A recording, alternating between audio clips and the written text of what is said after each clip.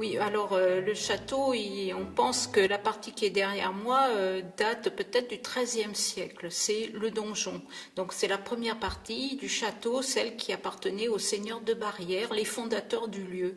Et ensuite, à partir du XIVe et XVe siècle, le logis dans lequel nous nous trouvons ici a été construit par les seigneurs suivants, toujours la même famille, mais par mariage, c'est passé aux Lures de Longa. Et ensuite, donc les Lures ont construit une autre aile qui n'existe plus. Elle a été détruite après la Révolution.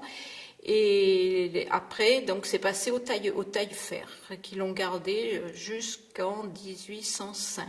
À partir de 1805, le château a été vendu par un aubergiste du bourg de Ville-en-Blard qui a vendu les tuiles, les poutres et les pierres. Et donc, il ne reste à peu près qu'un tiers du château actuellement. Il y a le château, pour continuer ses malheurs, après avoir été donc aux 2 tiers détruit, a brûlé en 1898. La propriétaire du château, à ce moment, vers 1824, sans héritier, l'a donné à la commune de Ville-en-Blard. Donc le château a continué un petit peu de se dégrader et depuis à peu près, je crois que c'est depuis l'an 2000, la mairie a entrepris de le restaurer. Quels ont été les travaux de restauration qui ont été entrepris?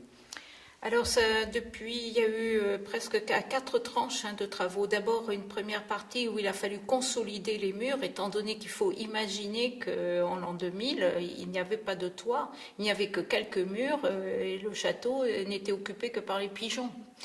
Et donc, il a fallu déjà consolider tous les murs pour éviter que, avec la pluie qui rentrait depuis presque une centaine d'années dessus, il fallait arrêter les fissures, empêcher l'humidité d'entrer. Donc il y a eu une première tranche qui a été la consolidation.